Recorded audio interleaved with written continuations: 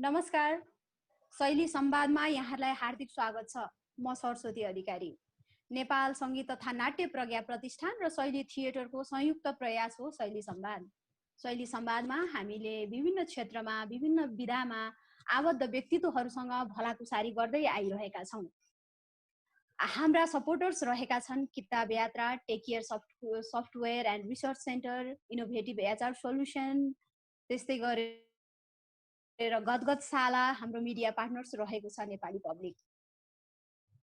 आज हाम्रो पाहुना निमन्त्रणालाई स्वीकार गरेर पाल्नु भएको छ आदरणीय कवि, राजनैतिक विश्लेषक, सामाजिक चिन्तक आदरणीय आहुति सर। सर स्वागत छ यहाँलाई। हजुर, धन्यवाद धन्यवाद। सरले आफूलाई चाहिँ साहित्य मेरो रुचि हो, राजनीति मेरो दायित्व हो, राजनीति र साहित्यमा तैरिएको मानिस भनेर भन्नुभएको छ। सर तैरी कस्तो हुँदैछ? ठिकै छ। सोचे जस्तो त सबैको हुँदैन क्या, तर जति काम गरिँदैछ ठिकै छ। सरले विशेष गरेर उत्पीडित साहित्यहरूमा चाहिँ बोलिराख्नु भएको छ, लेख्नु पनि भइरहेको छ। उत्पीडितहरूको साहित्य भनेको कसको र कस्तो खालको साहित्य हो सर? त्यसलाई अध्ययन गर्दै गयो भने चाहिँ वर्गले मालिकहरू हैन, त्यसपछि यस्तो वर्ग विभाजित समाज सुरु भइसकेपछि समाजशास्त्रीहरूले भने अनुसार यो मोटामोटी 6 देखि 8,000 वर्षको बीचमा अगाडिदेखि जब संसार वर्गीय समाजमा गयो, त्यो वर्गहरूको उत्पत्ति सँगसँगै फेरि विभिन्न उत्पीडित समुदायहरूको पनि त्यो सँगसँगै उत्पत्तिको क्रम सुरु भयो। जस्तै वर्गीय उत्पीडन सँगसँगै महिलाहरूमाथिको उत्पीडन पनि सुरु भयो र महिला एउटा सामाजिक उत्पीडित समुदायको रूपमा उत्पत्ति भयो अथवा विकसित भयो। त्यसैगरी समाजमा विविध प्रकारका दुई प्रकारका चिजहरू हामी भेट्छौँ। एउटा उत्पीडक वर्गको रूपमा र उत्पीडित वर्गको रूपमा संसार विभाजित छ। अर्कोतिर उत्पीडक समुदाय र उत्पीडित समुदायको रूपमा संसार विभाजित छ। भनिसकेपछि स्वाभाविक रूपमा ती वर्गहरू र ती समुदायहरूको, चाहे त्यो उत्पीडित होस् चाहे उत्पीडक होस्, उनीहरूका आफ्ना स्वार्थहरू हुन्छन्। किनकि त्यो स्वार्थले नै त्यो समुदाय वा त्यो वर्ग निर्मित हुन पुगेको हुन्छ। ती स्वार्थहरू हुन्छन्, ती स्वार्थहरूलाई अभिव्यक्त गर्नुपर्ने हुन्छ उनीहरूले। त्यो राजनीति मार्फत, त्यो दर्शनशास्त्र मार्फत वा त्यो साहित्य मार्फत वा ललित कलाका विविध माध्यमहरू मार्फत उनीहरूले त्यसलाई अभिव्यक्त गर्नुपर्ने हुन्छ र आफ्नो वर्गलाई आवश्यकता अनुसारको सोच निर्माण गर्नुपर्ने हुन्छ, सौन्दर्य मूल्यहरू निर्माण गर्नुपर्ने हुन्छ हैन, र सबै प्रकारको मानवीय र आत्मिक चेतना अथवा बौद्धिक चेतना निर्माण गर्नुपर्ने हुन्छ। र ती एक आपसमा विरोधी हुन्छ, किनकि एउटाको स्वार्थ अर्कोसँग नमिल्ने भएको हुनाले उसले अभिव्यक्त गर्ने कला सामग्री पनि एक अर्कामा विरोधी हुन्छ हैन, एक अर्कामा विरोधी हुन्छ। भनिसकेपछि उत्पीडक सुरुमा स्वाभाविक रूपमा उत्पीडकहरूले नै शासक गर्दै आएको, त्यो वर्गीय रूपमा पनि र त्यो सामुदायिक रूपमा पनि शासन गर्दै आएको हुनाले सुरुको साहित्य हामीले हेर्यौँ भने हैन, विशेष त सामन्तवादकालीन साहित्य हेर्यौँ भने त्यहाँ मूलभूत रूपमा सामन्तहरूको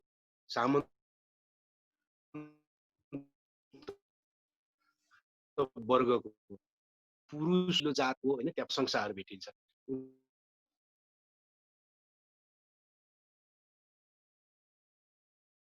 उनीहरूका वीर गाथाहरू भेटिन्छ हैन। त्यसपछि महिलाहरूको चाहिँ एकदम सुन्दरताको वर्णन हुन्छ। त्यहाँ कोही पनि श्रमिक वर्गका महिलाहरू सुन्दरी छन् भनेर त्यो बेला साहित्य भेटिँदैन र चाहिँ काम नगरी खाने, एकदम चिल्ला हात हुने, पहेँला हात हुने, साना साना खुट्टा भएका हैन, लामो लामो कपाल भएका र श्रृङ्गार पटार असाध्य राम्रोसँग गरिएका त्यस्ता महिलाहरू चाहिँ सुन्दर हुन्छन् जो काम गर्दैनन् भन्ने वर्णन हुन्छ त्यहाँ।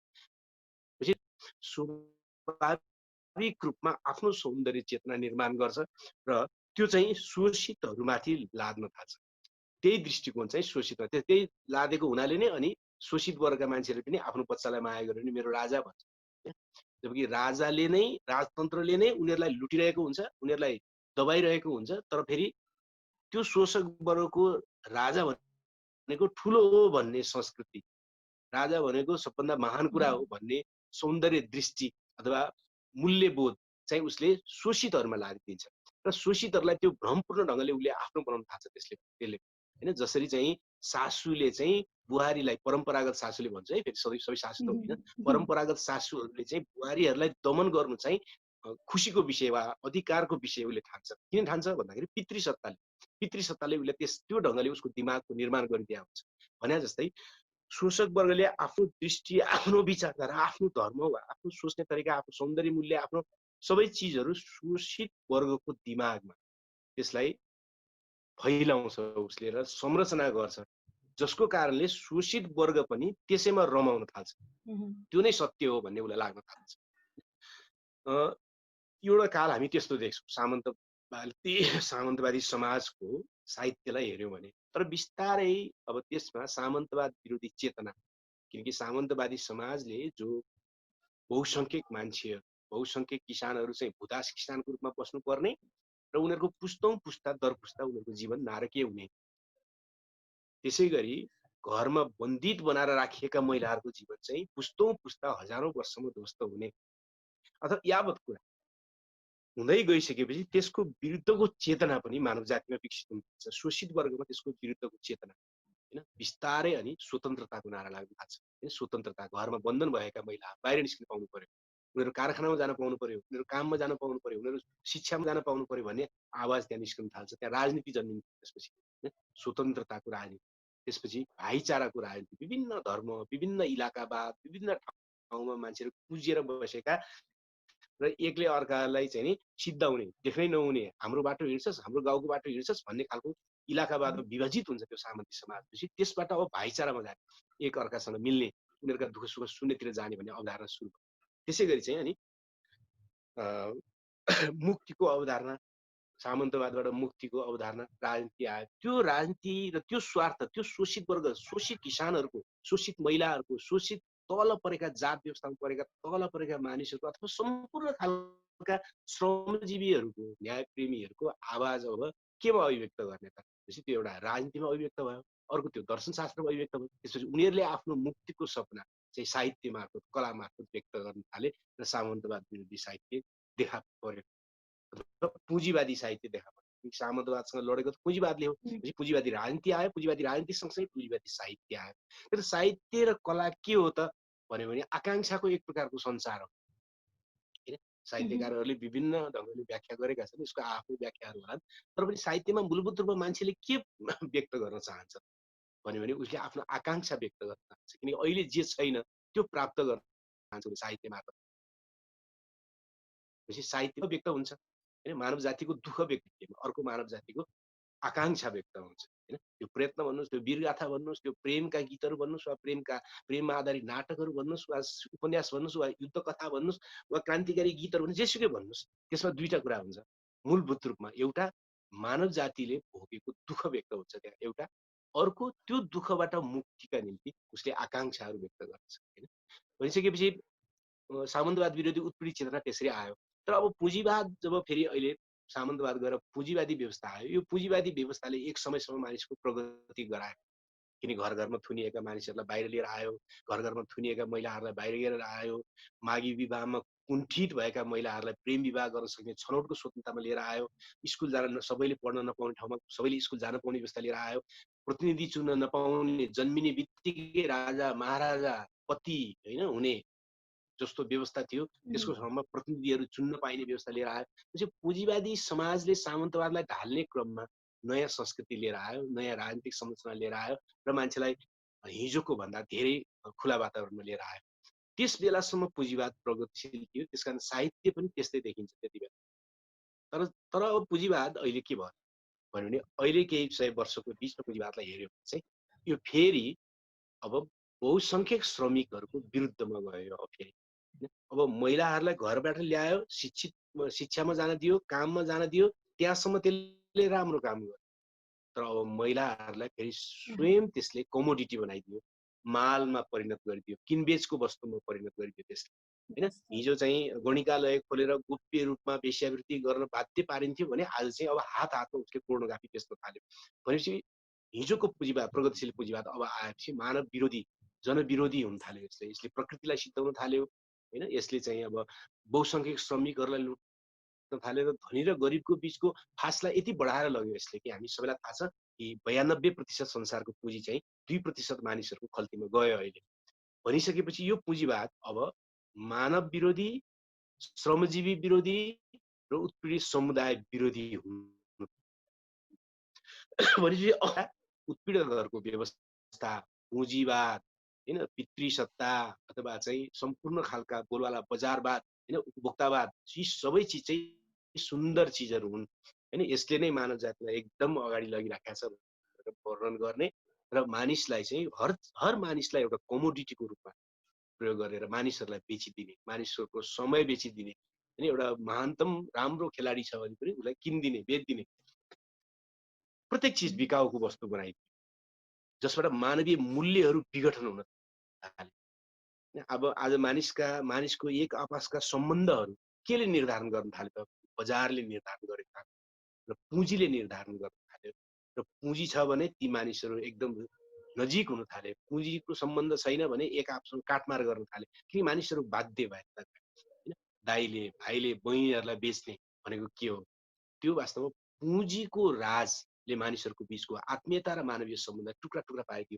आज पुँजी छैन अथवा सम्पत्ति छैन भने कुनै पनि सम्बन्धहरू न्यानो छैन, कुनै पनि सम्बन्ध हैन। स्वयं घर परिवारको सम्बन्ध पनि त्यसमा टिक्न पुगेको छ, त्यसले जोडिरहेको छ मान्छेलाई। त्यो छैन भने हताभङ्ग सम्बन्धहरू भनिसकेपछि यसले मानवीय संवेदनाहरूलाई पनि विघटन गर्दैछ, मानवीय सम्बन्धहरूलाई विघटन गर्दैछ।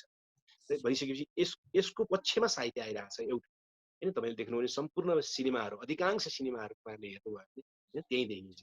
अधिकांश पश्चिमा जगतको नाटक हेर्नु भने, नृत्य हेर्नु भने, गीत हेर्नुभयो भने हैन, सबै चिजमा त्यो आएको छ।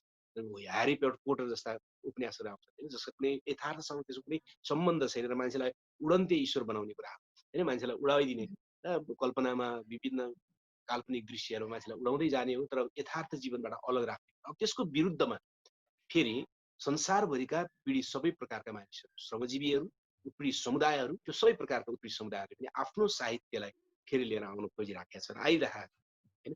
उनीहरूले उपभोक्तावादका विरुद्ध, बजारवादका विरुद्ध, किनकि मानवीय सम्बन्ध बजारको मुनि किचियो, बजारले किच्न पुग्यो, बजारले मानिसको समाजलाई, मानवीय सम्बन्धलाई, मानिसका आकांक्षाहरूलाई बजारले निर्देशित गर्न थाल्यो, कुल्चिन थाल्यो। बजारवादको विरुद्ध, उपभोक्तावादका विरुद्ध सङ्घर्ष, पुँजीवादका विरुद्ध, किन यो पुँजीवादले त विश्व नै ध्वस्त गर्नेतिर लग्यो। पुँजीवादका विरुद्धको साहित्य, कला, समाजमा रहेका प्रत्येक प्रकारका उत्पीडनहरू, एउटै मात्र प्रकारका छैन उत्पीडनहरू, वर्गीय उत्पीडन पनि छ, सामुदायिक उत्पीडनहरू छन्, लिङ्गीय उत्पीडनहरू छन्, रङ्गभेदहरू छन्, जात व्यवस्थामा आधारित उत्पीडनहरू छन्। भनेपछि यावत प्रकारका उत्पीडनहरूका विरुद्ध साहित्यहरू, जो साहित्य कलामा, ललित कलाका विविध आयाममा, कोही नाटकमा, कोही फिल्ममा हैन, कुनै गीतमा होला, कुनै उपन्यासमा होला, जस ललित कलाका विविध आयाम मार्फत फेरि संसारभरिको शोषित वर्ग र समुदायले आफ्नो साहित्यलाई लिएर आउने प्रयत्न गरिरहेको छ। सर, समकालीन साहित्यले चाहिँ जुन छ उत्पीडित जात, वर्ग, समुदाय, लिङ्ग आदिको विषयमा चाहिँ कति संवेदनशील छन् वा छैनन्? कस्तो छ अहिलेको समकालीन साहित्यहरू? अब मेरो विचारमा, मेरो अध्ययनमा र मेरो विचारमा यो चाहिँ कस्तो हुन्छ भने हरेक साहित्यकारको पछाडि, हरेक ललित कला कर्मीको पछाडि एउटा विचारधारा हुन्छ। किनकि केही मान्छेहरूले पहिला भन्ने चलन थियो कि हरेक साहित्यकार वा ललित कला कर्मीको पछाडि एउटा राजनीतिज्ञ हुन्छ भनेर पनि भन्थे केही मान्छेहरूले। राजनीति हुन्छ पनि भन्थे, राजनीति पनि हुन सक्दछ, तर मुख्य कुरा चाहिँ विचारधारा हुन्छ। कुनै कलाकारले, कुनै सृजनकर्मीले चाहोस् नचाहोस्, जानेर नजानेर, सचेत रूपमा वा अवचेतनको रूपमा हैन, उसको पछाडि एउटा विचारधारा हुन्छ। किनकि त्यो विचारधारा बिना कुनै कलाकृति सृजना सम्भव छैन, त्यो आवश्यक पनि छैन, र त्यो सम्भव पनि छैन, आवश्यक पनि छैन। त्यसकारणले हरेक कलाकर्मीको पछाडि अथवा सृजनकर्मीको पछाडि एउटा विचारधारा हुन्छ। त्यो विचारधारालाई अगाडि बढाउने राजनीति हुन्छ, र त्यो राजनीतिलाई अगाडि बढाउने फेरि सङ्गठनहरू हुन्छन्, अभियन्ताहरू हुन्छन्, अभियानहरू मुभमेन्टको रूपमा हुनसक्छ, त्यो सामाजिक जागरणको रूपमा हुनसक्छ, त्यो यावत त्यसका प्रतिक्रियाहरू हुनसक्छ, क्रियाहरू हुनसक्छ। जब त्यस्ता विचारधारा, त्यो विचारधारालाई अगाडि बढाउने राजनीति र त्यो राजनीतिलाई बोकेर हिँड्ने अभियन्ता वा अभियानहरू वा पार्टीहरू वा पोलिटिकल राजनीतिक आन्दोलनहरू वा सामाजिक जागरणहरू जति जति तीव्रतामा गएका हुन्छ, त्यति त्यति त्यो विचारधारासँग सम्बन्धित भएर सिर्जना हुने कला साहित्य चाहिँ अगाडि बढेको हुन्छ। जुन बेलामा त्यस्ता अभियानहरू कमजोर भएका हुन्छन्, त्यस्ता अभियानहरू असफल भएका हुन्छन् वा त्यस्ता अभियानहरू समस्याग्रस्त हुन्छन्, त्यस्तो बेलामा त्यो धारासँग सम्बन्धित भएको कला साहित्यको अभियान पनि कमजोर भएको हुन्छ। यसरी हेर्ने हो भने हामी के देख्छौँ भन्दाखेरि चाहिँ आज विश्वव्यापी रूपमा श्रमजीवी वर्गको आन्दोलन, श्रमजीवी वर्गको विचारधारा, उनीहरूको रणनीति र उनीहरूको अभियान रक्षात्मक अवस्थामा छ, कमजोर अवस्थामा छ। जस्तो कि महिलाहरूकै सन्दर्भमा भन्यो भने नारीवादका केही लेखनहरू, नारीवादको बारेमा लेख्ने एकाध झुण्डले केही गरे जस्तो गर्ने त संसारभरि भइरहेका छन्। तर महिला आन्दोलन, महिला मुक्तिको आन्दोलन संसारभरि अहिले सङ्गठित रूपमा राजनैतिक आन्दोलनको रूपमा यो एकदम कमजोर छ। जसको कारणले के भइरहेको छ, महिला मुक्तिको पक्षमा जति साहित्य र जति चाहिँ रचनाहरू आउनु पर्छ, जुन स्तरका रचनाहरू आउनु पर्छ, त्यो संसारभरि नै कमजोर छ। त्यसकारण हामीले बुझ्नुपर्ने के रहेछ भन्दाखेरि साहित्य, कला वा कलाका विविध माध्यमहरूले राजनैतिक आन्दोलन वा विभिन्न जागरणहरू निर्माण गर्नका निम्ति पनि सहयोग गर्छ, त्यो पनि सत्य। तर त्योभन्दा अझ ठुलो सत्य के हो भने निश्चित विचारधारा, निश्चित राजनीति र निश्चित राजनीतिलाई बोकेर हिँड्ने राजनैतिक आन्दोलन, सङ्गठनहरू, अभियानहरू तीव्र भएर ललित कलाका विभिन्न माध्यमहरू पनि त्यसको गहिरो छाप पर्दैन र त्यसलाई प्रतिबिम्बन गर्ने त्यस प्रकारको कला सामग्रीको उत्पादन पनि बढी हुन सक्दैन। र त्यसकारणले अहिले नेपालकै हकमा भन्नुहोस्, नेपालकै हकमा विगतमा जनआन्दोलन, जनयुद्ध इत्यादि इत्यादि भएको बेलाको साहित्य कस्तो थियो भन्यो भने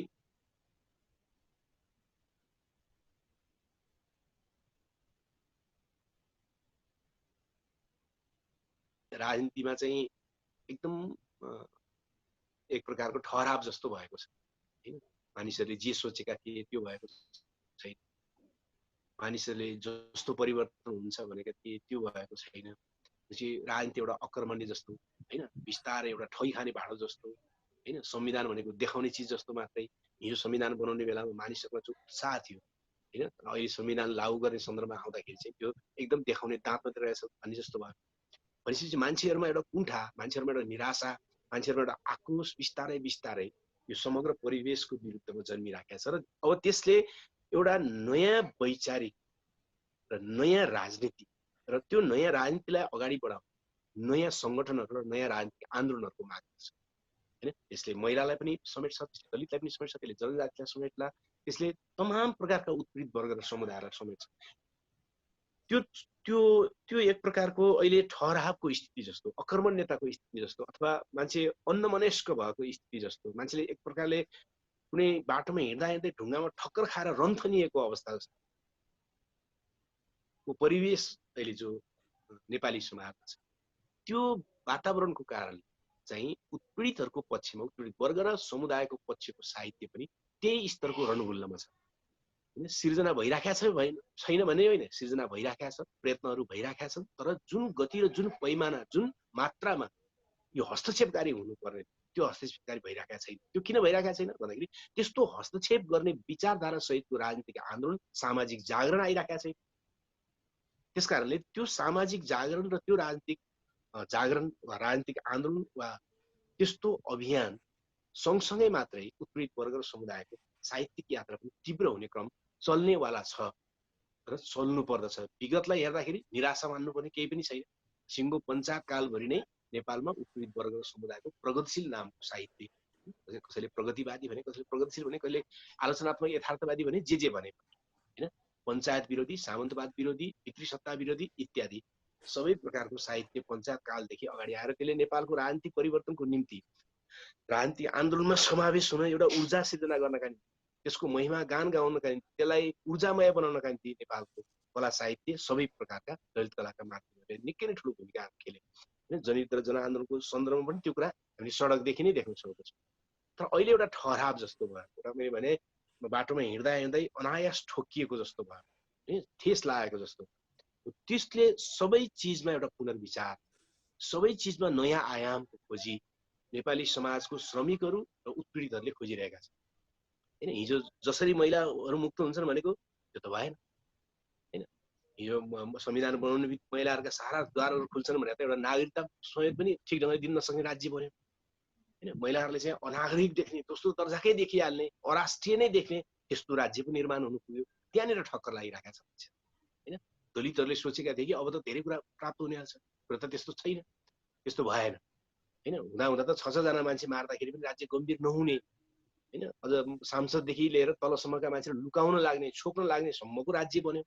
त्यस्तो संस्कृति पनि राखेका छ भने त्यहाँ ठक्कर लागेका छ हैन। श्रमिकहरूले सोचेका थिए कि हाम्रो गाँसबासको स्थिति राम्रो हुनेवाला छ, तर नयाँ संविधान बनिसकेपछि हडताल गर्ने अधिकार समेत पनि खोसियो, हडताल गर्ने अधिकारै खोसियो हैन। हायर एन्ड फायर लागू गरियो।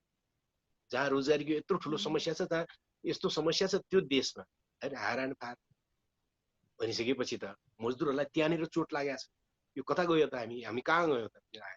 तमाम शहीद परिवारहरू, हजारौँ हजार शहीद परिवारहरू, बेपत्ता परिवारहरूलाई परेको छ। यो कहाँ गयो त हैन? हिजो के भनेर लडेको, कहाँ गएर मरेको, किन मरेको भयो हैन। आज चाहिँ मान्छेहरू, सबै मान्छेहरू खान, कमाउन, कमिसन खानदेखि लिएर तलदेखि माथिसम्म केही नपाए डोजर जोतेर पाहाडमा जोतेर भए पनि लुट मचाउने व्यवस्थामा गयो। यो त के भयो त? त्यहाँ चोट लागेको छ, मान्छे लागेकै छ त्यहाँ चोट हैन। मधेसका जनताहरूलाई हो मधेसवादी पार्टीहरू उदाए हो, अब संहिता आयो भने चाहिँ हामीलाई के नै हुन्छ भने सोचेका थियौँ, तर त्यहाँ पनि कुरा त उही नै रहेछ।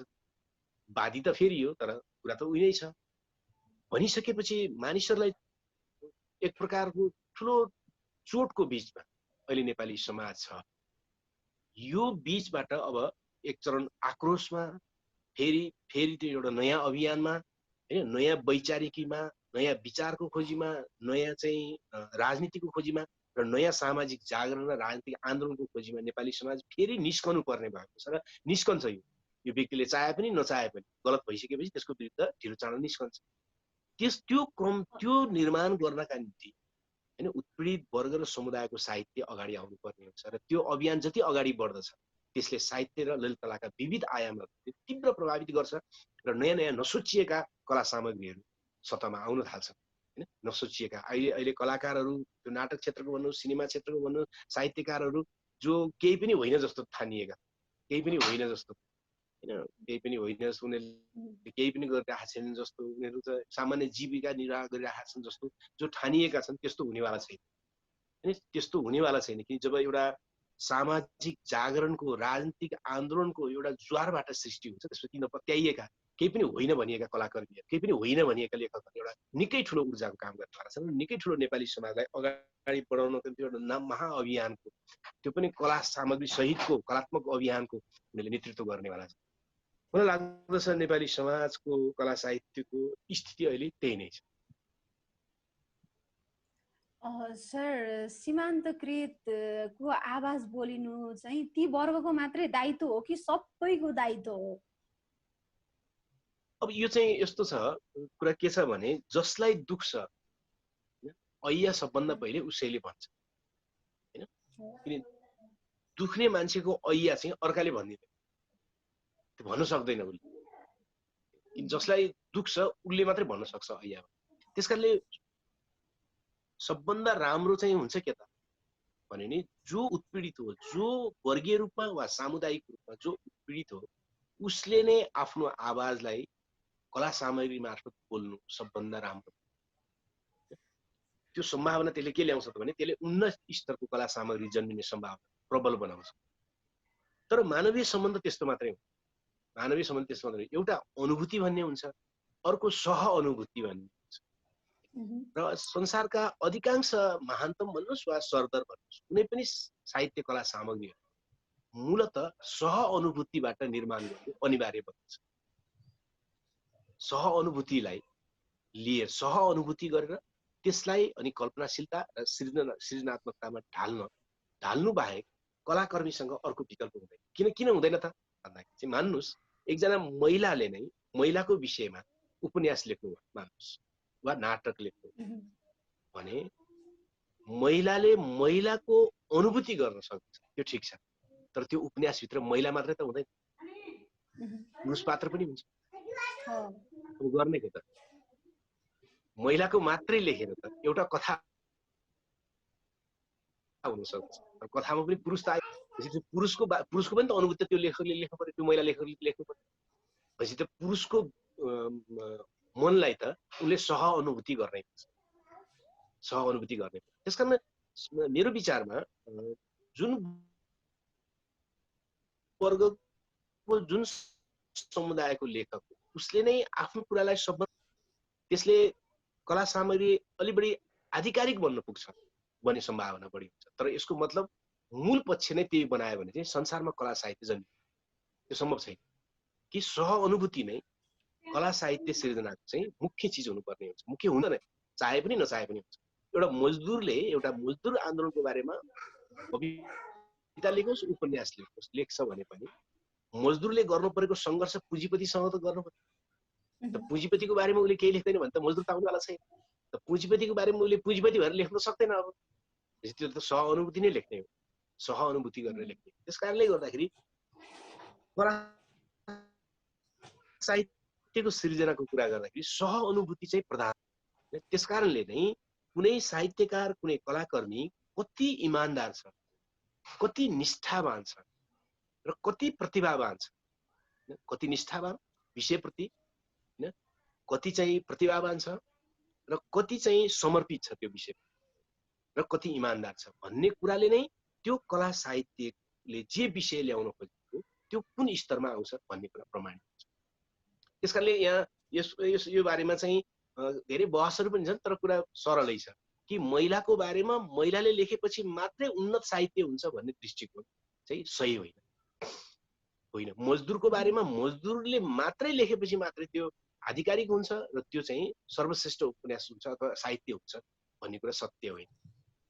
हो चाहिँ के त भने सम्बन्धित मान्छेले, सम्बन्धित क्षेत्रको मान्छेले नै समर्पित भएर प्रतिभाका साथ, निष्ठाका साथ बढी मेहनत गर्यो भने त्यो विषय बढी आउने सम्भावना चाहिँ हुन्छ, आधिकारिक रूपमा बढी आउने सम्भावना चाहिँ हुन्छ। तर यसको मतलब चाहिँ सम-अनुभूति गरेर, सह-अनुभूति वा सम-अनुभूति गरेर लेखिएको रचना कमजोर हुन्छ भन्ने कुरा चाहिँ सत्य होइन। कि दुनियाँको अहिलेसम्मको इतिहास हेर्यो भने सबै साहित्यिक कलात्मक रचनाहरू सह-अनुभूति नभइकन सृजना सम्भव नै छैन। त्यो सम्भव नै छैन। सह-अनुभूति हुनै पर्ने हुन्छ, त्यो अनिवार्य छ। किनकि व्यक्ति त एक्लो हुन्छ, व्यक्ति त एउटा वर्गमा हुन्छ, एउटा समुदायमा हुन्छ। पुरुष छ भने पुरुष मात्रै हुन्छ, महिला छ भने महिला मात्रै हुन्छ। उसले महिलाको मात्रै कसरी लेख्छ र कुनै साहित्य? या त पितृसत्ता आउँछ, पितृसत्ता बोकेर त महिला आउँछ वा पुरुष आउँछ, उसको पनि त लेख्न पर्ने हुन्छ। तपाईँ उसको पनि लेख्नु पर्ने हुन्छ भनेपछि कसरी लेख्छ? त्यस कारणले सह-अनुभूतिको पक्ष चाहिँ कला साहित्य सृजनामा मुख्य हो भन्ने मलाई लाग्दछ।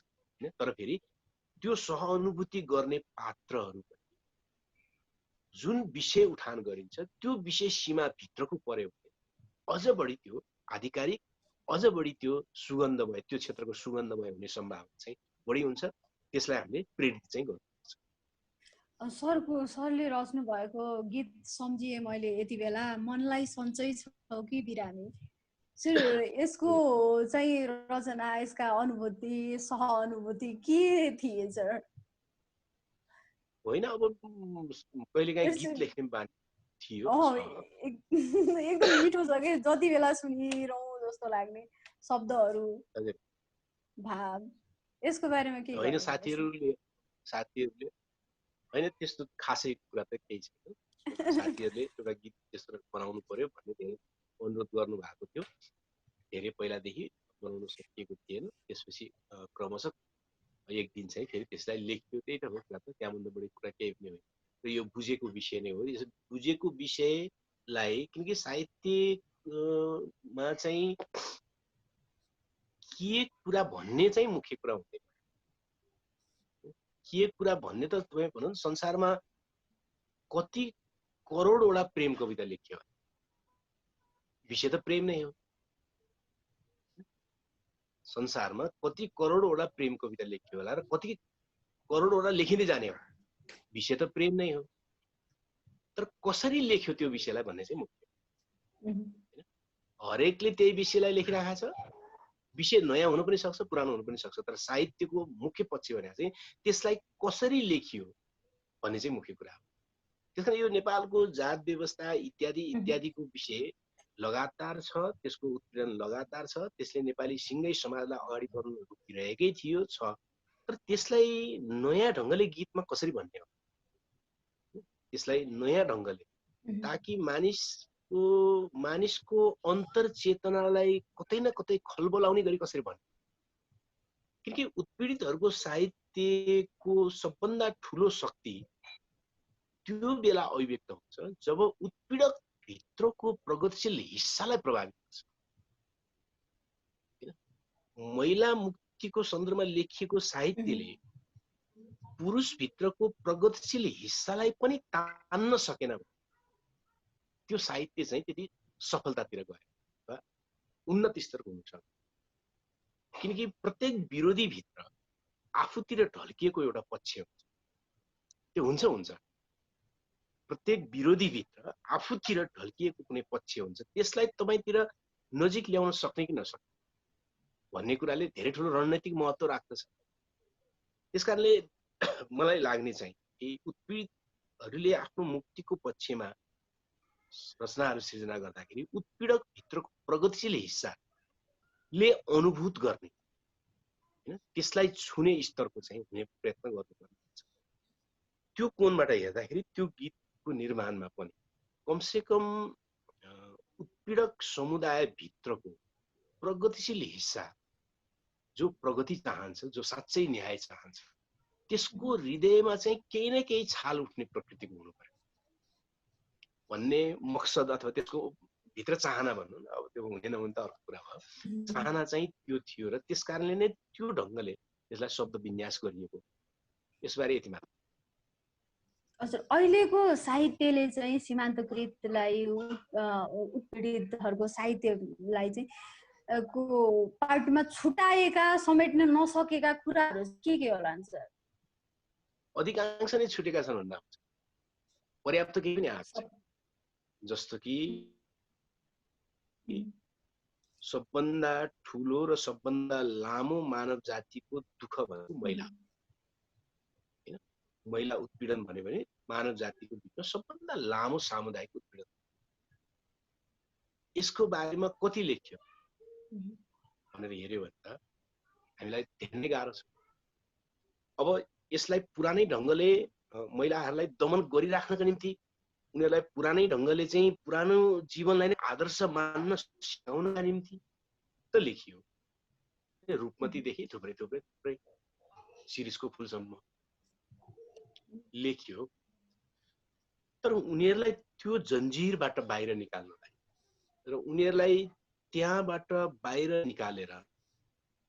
निकाल्नको निम्ति अभिप्रेरित गर्नका निम्ति र उनीहरूलाई साँच्चै योभन्दा पृथक दुनियाँ सम्भव छ, पितृसत्ताको अन्त्य सम्भव छ भनेर अभिप्रेरित गर्नका निम्ति चाहिँ कति लेखियो त भन्यो भने त त्यो त असाध्यै कम लेखियो।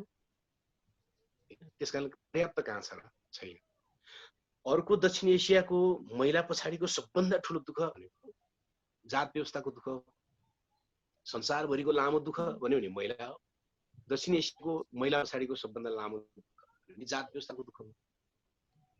अब नेपालमा अब कोही महाकवि भए, हैन, कोही शिरोमणि भए, कोही राष्ट्रकवि पनि भए, हैन, शासकहरूले दिए पनि कुरा भयो, अथवा कोही मान्छेहरूले भनिदिएपछि पत्याउने कुरा भयो। तर ती महा भएकाहरू, ती कविता लेखेर जर्नल समेत भएकाहरू जात व्यवस्थाको बारेमा कति लेखेन भने त लेखेनन्। मुस्किलले कसैले एउटा, कसैले दुईटा, त्यो पनि पुरै मानिस ठुलो दिलले हुन्छ, जातले हुँदैन, दमाईदाई टाइप। त्यो भनेको मानिस ठुलो दिलले हुन्छ, जातले हुँदैन भने चाहिँ जात चाहिँ भइरहन्छ, हैन, अनि जात भइरहन्छ, तर जात जे भए पनि दिल राम्रो भएपछि ठिक हुन्छ भने अब त्यो, हैन, पितृसत्ता चाहिँ रहिरहन्छ, तर पितृसत्ता भित्रको पुरुष एउटा राम्रो दिलको भयो नि हुन्छ भने अब त्यो त एकदम दया मायामा आधारित चेतना थियो त्यो दया मायामा आधारित चेतना थियो त्योभन्दा अगाडि कति बढ्यो यत्रो ठुलो समस्या सामान्य समस्या होइन दक्षिण एसियाको 20 करोड मानिसहरूको त प्रत्यक्ष समस्या त्यसले अरूलाई लपेटेको त छँदैछ अहिले पनि जैसी बुहारी पऱ्यो भने उपाध्यले हैन मजेरीमा अलि छुट्टेर आएर भात खुवाउने हो हैन भनिसकेपछि यत्रो ठुलो समस्याको बारेमा हाम्रो साहित्य कति लेख्यो भने बिल्कुल नगन्य नगन्य नै भन्न सकिन्छ बिल्कुल नगन्य अहिले अलिकति जागरण आएर थोरै युवाहरूले अलि बढी लेख्न थालेको छ थोरै मेहनत गरिरहेको छ तर मूलभूत रूपमा भन्ने हो भने त्यो नगन्य भनेपछि कि हामीले सामान्य उत्पीडनको कुरा गर्दाखेरि अब मधेसी जनता यही देशभित्र लगातार विदेशी जस्तो व्यवहारमा पर्दै नै गए तर मधेसीहरूको बारेमा नेपालको साहित्य कति लेख्यो भन्यो भने असाध्यै नगन त्यो मुस्लिमको बारेमा कसले लेख्दिने कसले लेख्दिने भनेपछि धेरै नै विषय मुठ्ठीभर मानिसहरूको बारेमा लेखियो एउटा मान्छेले राणा परिवारको बारेमा मात्रै उपन्यास लेखेर मर्ने भयो हैन एउटा मान्छे एउटा साहित्यकार यस्तो भयो हाम्रो महारानीकारको बारेमा लेखिया छ रानीहरूको बारेमा लेखिया छ हैन देशका ठुला कवि भन्नेहरूले चाहिँ मालती मङ्गले लेख्ने भए हैन मालती मङ्गले नेपालमा मालती मङ्गले लेख्ने भए आम कुरा केही पनि छैन राजा महाराजाको अलिकति धेरै ठुलो शक्ति त शोषक नेपालको शोषक वर्गको साहित्य थिए राजा महाराजाको बिचमा श्रमिकहरूमाथि लुट मचाउने वर्ग र समुदायको बारेमा लेखेर सिद्धाए नि जबदेखि नेपालमा उत्पीडितहरूको पक्षमा लेख्नेहरू जब क्रमशः विकसित भए तिनले लेख्न त लेखिरहेका छन् तर त्यो असाध्यै पर्याप्त छैन हैन त्यसकारणले गर्दाखेरि तपाईले सोधेको प्रश्नलाई अझ ठोस रूपमा भन्दाखेरि चाहिँ यावत विषयहरू चाहिँ हाम्रो असाध्यै कमजोर विषयहरूलाई कमजोर ढङ्गमा हामीले ल्याएका छौँ त्यहाँभन्दा बढी आएको छैन त्यसकारणले गर्दाखेरि यो त कति भएपछि धेरै भयो भनेर मान्ने भन्ने प्रश्न पनि आउँछ कति भएपछि धेरै भयो मान्ने त्यो पनि प्रश्न आउँछ तर फेरि एउटा मानक त भइहाल्छ चित्त बुझ्ने भन्ने त भइहाल्छ हैन मोटामोटी चित्त बुझाउन सक्ने अवस्था सम्भव त कसैको पनि छैन कुनै समुदायको बारेमा उत्पीडितहरूको बारेमा पनि छैन त्यसकारणले यसमा असाधारण मेहनत आवश्यक छ भन्ने ठान्छु सर इतिहासलाई हेरेर आउँदाखेरि आजसम्म पनि राज्यले चाहिँ उत्पीडितहरूको साहित्यमा केही गर्दै गरेन हो सर कि केही गरो कि यो पनि गजबको कुरा छ कि राज्य सत्ता कसको बन्यो भनेर हेर्नु पर्यो राज्य सत्ता चाहिँ कसको बन्यो भनेपछि अनि उसले के बनायो भनेर हेर्ने कुरा हुन्छ नेपालमा राज्य सत्ता कसको बन्यो त भन्यो भने अब राणाकालको कुरै गर्नु परेन सबैलाई थाहा चाहिँ छ त्यसपछि पञ्चायत कालभरि नेपालका सामन्तहरू र दलाल पुँजीपतिहरू र राजाको कल्याण गर्नका निम्ति बनाएको व्यवस्था थियो पछि उनीहरूले एकाडेमी स्थापना गरे हैन एकाडेमी स्थापना गरे एकाडेमीमा शालिग बनाए हैन अब एकाडेमी के को निम्ति प्रयोग गरे भन्दाखेरि नेपालको एउटा निश्चित भाषालाई देशव्यापी रूपमा अरू भाषामाथि लाद्नको निम्ति त्यो चाहिँ छलफल गर्ने केन्द्र हो त्यो भनेपछि नेपालका सम्पूर्ण भाषामाथि दमनको योजना बन्ने केन्द्र हो हैन त्यसले एउटा निश्चित भाषा ल्यायो त्यसपछि त्यसले एउटा निश्चित दरबारियाहरू हैन दरबारलाई समर्थन गर्ने साहित्यकारहरू दरबारलाई समर्थन गर्ने सृजनकर्मीहरूलाई त्यसले त्यहाँ तलब दिएर पाल्न थाल्यो अहिलेका जर्नल भएकाहरू तिनै त हुन् जसले पञ्चायतलाई सबभन्दा अगाडि बढाउनका निम्ति व्यवस्थित गर्नका निम्ति त्यो भाष्य निर्माण गर्नका निम्ति पञ्चायतले चाहेको जस्तो भाष्य निर्माण न्यारेटिभ्स निर्माण गर्नका निम्ति प्रयोग भएका मान्छेहरू यिनै हुन् भनिसकेपछि उसले त्यो तयार पार्यो त्यो त स्वाभाविक रूपमा नेपालको किसानहरू नेपालको मजदुरहरू नेपालका महिलाहरू हैन नेपालका चाहिँ जात व्यवस्थामा तल पारिएकाहरू सबैको विरुद्धमा त्यो राज्य थियो राज्य नै त्यस्तो थियो भनेपछि त्यसले त्यस विरोधी साहित्यकारहरूलाई कसरी अगाडि बढाउन दिन्छ, त्यो दिँदैन थियो, त्यो सम्भव थिएन। नेपालमा जति पनि उत्पीडित वर्ग र समुदायको पक्षमा साहित्य र कला कर्महरू भए त्यो त राज्य इतरबाट भएको हो नि, राज्यभन्दा बाहिर बसेर भएको, राज्यको विरुद्धमा भएका हो हैन, राज्यको कदमको विरुद्धमा अभियान हो हैन। जुन बेलामा सिम्मा नाटक देखाइदै थियो हैन, सिम्मा नाटक सडकमा देखाइदै थियो, त्यही बेलामा एकाडेमीमा मालती मङ्गलले देखाइदिए हैन। जुन बेलामा सडकदेखि सडकसम्म आशिष मल्लहरू नाटक देखाउँदै थिए, त्यही बेलामा राष्ट्रिय नाचघरमा उर्वशी देखाइदिए हैन। यो त प्रस्तै छ नि यो त। त्यसकारणले राज्यले त उत्पीडित वर्ग र समुदायको पक्षमा काम गर्ने त कुरा थिएन। अब जहाँसम्म 46 को परिवर्तनपछि पनि 46 को परिवर्तनपछि पनि राज्य चाहिँ उत्पीडित समुदाय र वर्गको बन्न सकेन। स्वतन्त्रताको पक्षमा भएको मध्यम वर्ग त त्यहाँ आयो हैन, लेख्ने बोल्ने सभा संगठन गर्ने, साहित्य लेख्न पाउने, पत्रिका खोल्न पाउने, टेलिभिजन चलाउन पाउने लगायतको खुला वातावरण बन्यो। तर त्यो उत्पीडित वर्ग र समुदायको पक्षमा भएन, त्यो चाहिँ खाता पिता मध्यम वर्गको निम्ति भयो हैन। बोल्ने आवश्यकता कसको निम्ति हो त भने जसले खाइसक्यो त्यसले बोल्नु हैन, खान नपाएको मानिसको निम्ति, आधारभूत आवश्यकता पूरा नभएको मान्छेको निम्ति आधारभूत आवश्यकता पूरा गर्न चाहिँ मुख्य कुरा। 46 पछिको शासन पनि मध्यम वर्गले भन्दा बढी तल इन्जोय गर्नै सकेन, अरूलाई फाइदाजनक हुनै सकेन।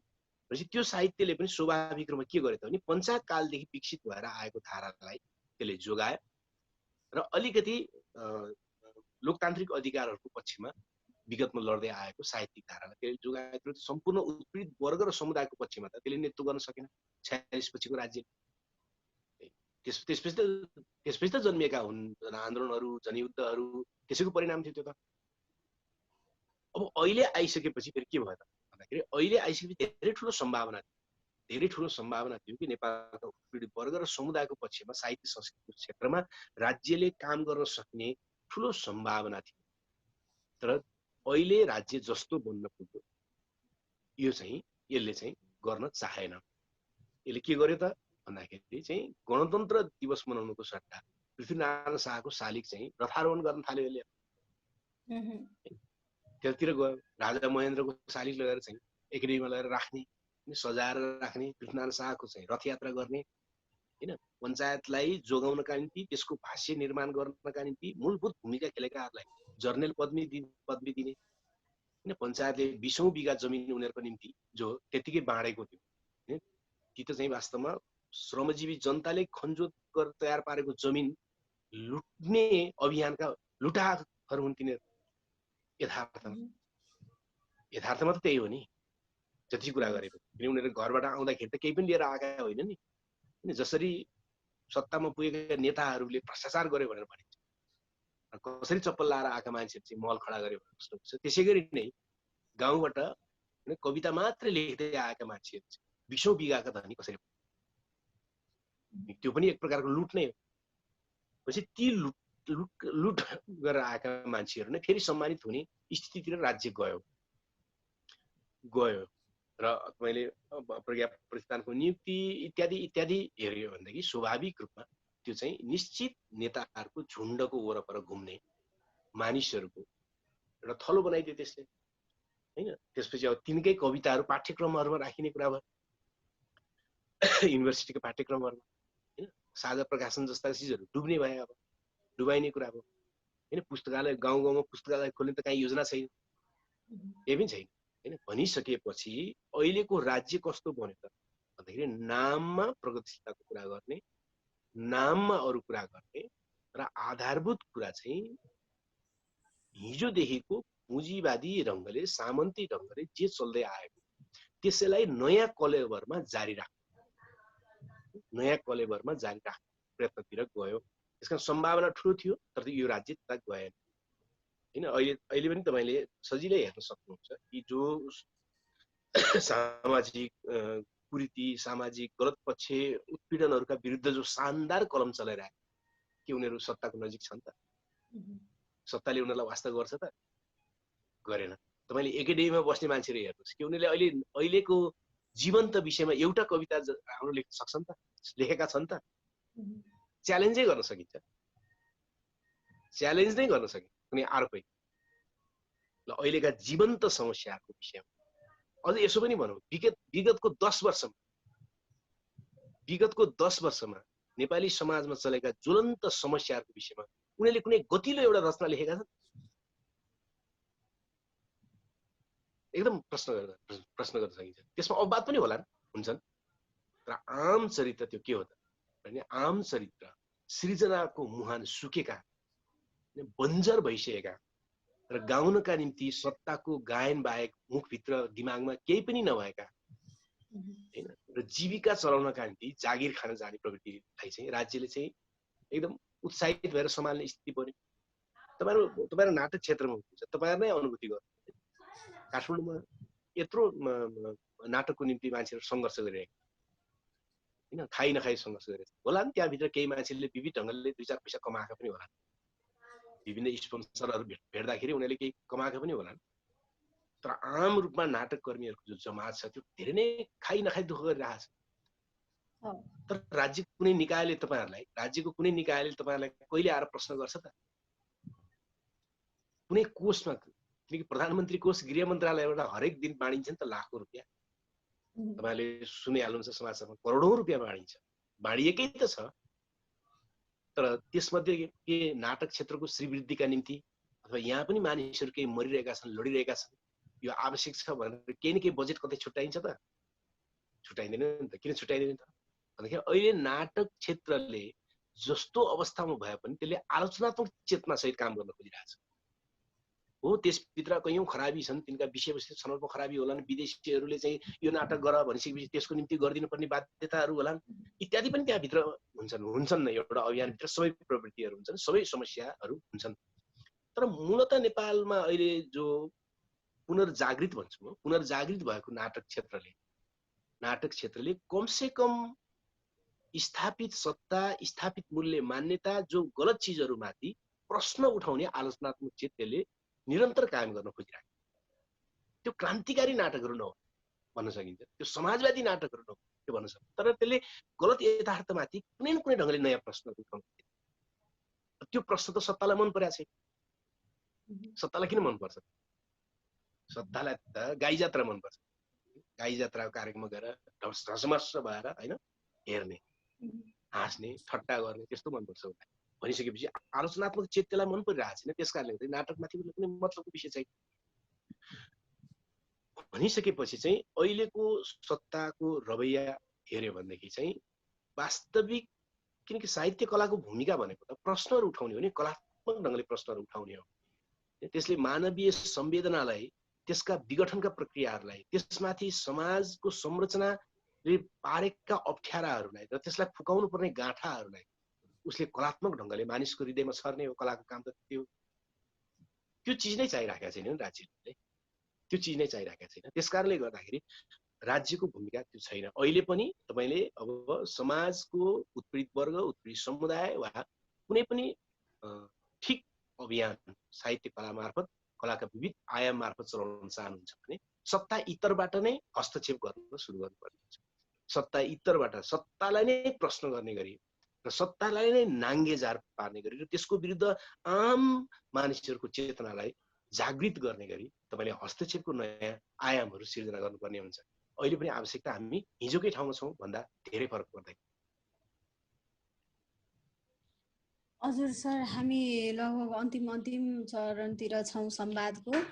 यहाँलाई जाँदा जाँदै यहाँले चलाइरहनु भएको कलम, यहाँले लेख्नुभएका उपन्यास, गीतहरू, समालोचनाहरूमा चाहिँ कसरी उत्पीडितहरूलाई सम्बोधन गरेर हिँडिरहनु भएको छ त्यो भन्दै चाहिँ आजको कुरा चाहिँ टुङ्ग्यौँ जस्तो लाग्यो। होइन, अब मेरो लेखनको कुरा गर्ने हो भने चाहिँ अब म धेरै लेख्ने मान्छे त नै होइन, थोरै लेख्ने मान्छेभित्रमै पर्छु। त्यसकारणले धेरै त लेखिएको छैन। तर मूल कुरा, कुनै पनि लेखकले आफूभित्र रहेको विचारधाराको आलोकमा उसले वस्तुहरूलाई हेर्ने हो, घटनाक्रमहरूलाई हेर्ने।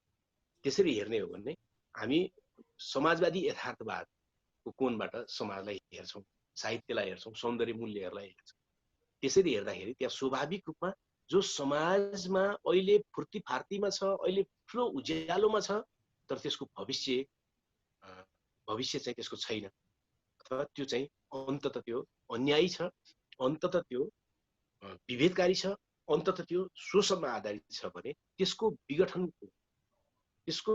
कसरी हुन्छ र त्यसको विघटनका निम्ति कस्ता पात्रहरू समाजमा आउनुपर्छ भनेर नै लेख्ने हो। त्यसरी लेख्दाखेरि हिजो नपत्याएका, हिजो कहिले पनि पर्दामा नआएका, हिजो कहिले पनि पुस्तकका पानाहरूमा नआएका ती पात्रहरू नै नायकका रूपमा आइपुग्छन्, नायिकाको रूपमा आइपुग्छन् अथवा मुख्य भूमिकामा आइपुग्छन् र नपत्याएका कामहरू उनीहरूले गर्छन्। किन इतिहासमा हुने होइन, इतिहासमा नपत्याएका मान्छेहरू अगाडि आएपछि मात्रै समग्र परिवर्तन देखा पर्ने हो हैन। पत्याएका मान्छे त पत्याएको वातावरणलाई जोगाउन मात्रै लागिराख्ने कुरा हो। त्यसकारणले गर्दाखेरि हाम्रो कोसिस, मेरो भन्नुस् वा हामी जस्ता साथीहरू सबैको कोसिस यही हुनुपर्दछ कि विघटन हुँदै गइरहेको वा मानव विरोधी हुँदै गइरहेको, प्रकृति विरोधी हुँदै गइरहेको, मानवीय मूल्य विरोधी हुँदै गइरहेका सम्पूर्ण चिजहरू खलनायकी हैन, जे खलनायकी छ त्यसको विघटनका अन्तरकुन्तरहरूलाई देखाइदियो समाजमा। यहाँबाट यो विघटनतिर गइरहेको छ। अहिले यो निकै चल्ता पूर्जा छ, तर यो विघटन यसरी भइरहेको छ यसको, र त्यो अन्तरकुन्तरहरूलाई देखाउनु र त्यो विघटनको आवश्यकता भएका समुदाय र पात्रहरूलाई उनीहरूको आफ्नो नायकी कहाँनिर छ, उनीहरू नायक बन्न सक्नेहरू हुन् तर उनीहरूले त्यो ठाउँ देखिरहेका छैनन्। उनीहरूको नायकी कहाँनिर जरुरी छ भनेर चिनाउनु सबभन्दा महत्त्वपूर्ण कुराहरू। त्यही प्रयत्न गर्ने हो, जति सकिन्छ गर्दै जाने हो। अब सकौँ? हजुर, अब लगभग सकौँ होला। जाँदै सर सबैलाई सोध्ने गरेको थिएँ होइन, के भने चाहिँ यो साहित्यिक यात्रामा, राजनीतिक यात्राहरूमा चाहिँ आजसम्म आइपुग्दाखेरि कुनै एउटा रमाइलो घटना चाहिँ सेयर गरिदिनुहोस् न भनेर रिक्वेस्ट गर्दै आएको थिएँ सबैसँग। सरलाई पनि केही भनौँ, कुनै रमाइलो घटनाहरू। त्यस्तो रमाइलो र नरमाइलो भन्ने त त्यस्तो के छ र, खासै त छैन। तर त्यो कहिलेकाहीँ पाठकहरू चाहिँ साहित्यिक कृतिहरूमा यसरी डुब्न पुग्छन् कि उनीहरूलाई त्यहाँभित्र लेखक नै त्यही पात्र हो कि भन्ने उनीहरूलाई लाग्न थाल्दछ। त्यो नयाँ घर भन्ने एउटा उपन्यास छ, लेखिएको थियो 50 सालमा, त्यो अहिले पनि पढिँदैछ। त्यो पात्रको चाहिँ एउटा खुट्टा चाहिँ काटिएको छ आन्दोलनमा घाइते भएपछि। त्यो पढेको पात्रहरूलाई के लाग्ने रहेछ भन्दाखेरि चाहिँ त्यो चाहिँ म पात्र बनाएर लेखिएको छ त्यो उपन्यास। अनि म झापा जाँदाखेरि चाहिँ अनि एकजना महिला साथी चाहिँ आएर मेरो खुट्टा थाम्नु, मेरो त दुईटै खुट्टा थियो, अनि यो पछि हाल्या हो भनेर भन्नुभयो होइन। त्यो त पछि हालेको कुरा थिएन, किन मेरो त खुट्टा छ त भनेर उहाँलाई उपन्यास पढ्दाखेरि पात्रको खुट्टा गएको त्यो चाहिँ लेखक नै त्यही हो भन्ने उहाँलाई पर्यो होइन। त्यो रमाइलो भन्न पनि सकिन्छ त्यो, तर सम्झिन चाहिँ लागेको, रमाइलो वा नरमाइलो जे पनि त्यो सम्झना भइराख्ने पाठकहरूले यसरी चाहिँ बुझ्दो रहेछ, यतिसम्म गइरहँदै जाँदा उनीहरू त्यहाँसम्म पुग्दा रहेछ भन्ने कुराको अनुभूति चाहिँ, यस्ता थुप्रै अनुभूतिहरू हुन्छन्। त्यो पनि एउटा।